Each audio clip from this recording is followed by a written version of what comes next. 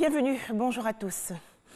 Pour commencer, les activités du vice-président de la République de Côte d'Ivoire, Daniel Kablan-Duncan, a participé hier à New York, aux États-Unis, à la réunion consultative de la Commission Climat pour le Sahel, rencontre en marge de la 74e Assemblée générale des Nations unies. Objectif, accroître les actions en faveur du climat dans la région du Sahel. Plus de précisions dans le journal de 13 h.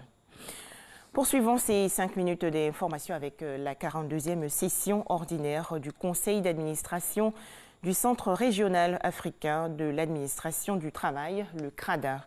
Lors de cette rencontre, les statuts et curricula de formation ont été révisés. Au menu également, l'élection du Cameroun à la tête de la présidence du CRADA. On fait le point avec Mamadou Kouassi. Le ministre Pascal Kokou Abidjan, président du conseil d'administration sortant du CRADAT, passe la main au ministre camerounais du Travail et de la Sécurité sociale, Grégoire Ouana. Une passation qui intervient après 2 années de présidence pour le compte de la Côte d'Ivoire. Le ministre ivoirien de l'Emploi et de la Protection sociale a fait le point de sa gestion lors de son mandat.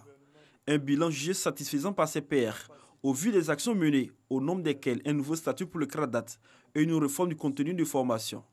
5 cours de formation pratique et spécialisés des inspecteurs de travail dispensés au CRADAT dans les domaines de spécialisation suivantes: santé et sécurité au travail, économie informelle et statistique du travail et de l'inspection du travail.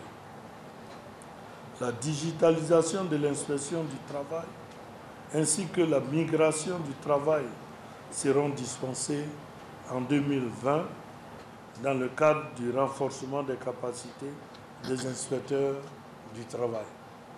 Ces dernières années, malgré les difficultés rencontrées, le CRADAT, Centre régional africain de l'administration du travail, enregistre un nombre croissant d'étudiants issus des 18 pays membres. Le nouveau président du conseil d'administration entend poursuivre sur cette lancée afin de donner une nouvelle identité à l'institution de formation.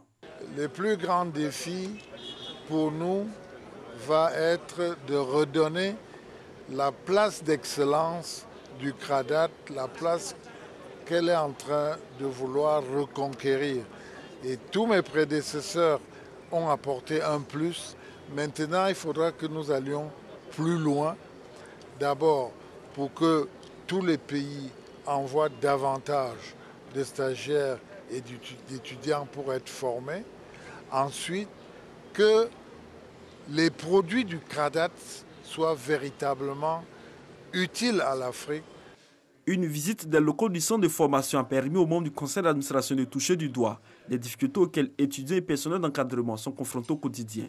Des difficultés qui trouveront des solutions dans les mois à venir avec des investissements, ont promis les membres du conseil d'administration du CRADAT.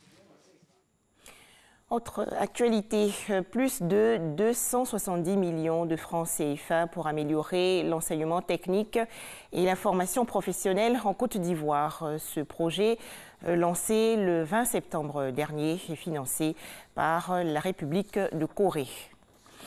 L'actualité au Burkina Faso, le Congrès pour la démocratie et le progrès, formation politique de l'ex-président Blaise Compaoré, a tenu son congrès extraordinaire après des mois de péripéties judiciaires entre certains membres et une partie du bureau politique. La justice a finalement autorisé la tenue de cette réunion qui s'est penchée sur la relecture des textes du parti.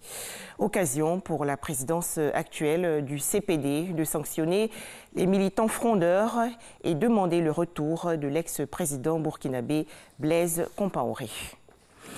Les autorités burundaises accusent des évêques de l'Église catholique, je cite, de cracher leur venin de haine après que ces chefs religieux ont dénoncé l'intolérance et la violence politique à quelques mois de l'élection présidentielle. Les évêques, faut-il le préciser, avaient donné hier lecture d'un message dans lequel ils dénonçaient les assassinats de personnes ayant des opinions divergentes avec celles du gouvernement.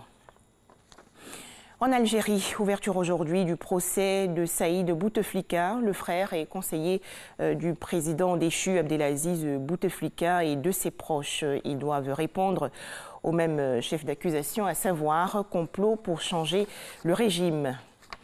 Enfin, le voyagiste britannique Thomas Cook annonce aujourd'hui qu'il a fait faillite après avoir échoué à trouver des fonds nécessaires pour sa survie. Le groupe est donc placé en liquidation judiciaire avec effet immédiat, laissant 600 000 touristes, dont 150 000 Britanniques dans le monde, sur les lieux de vacances. Les autorités vont donc devoir organiser une opération de rapatriement massif, la plus importante pour des civils depuis la Seconde Guerre mondiale. Voilà, merci de nous avoir suivis. Je vous retrouve avec beaucoup de plaisir à 13h.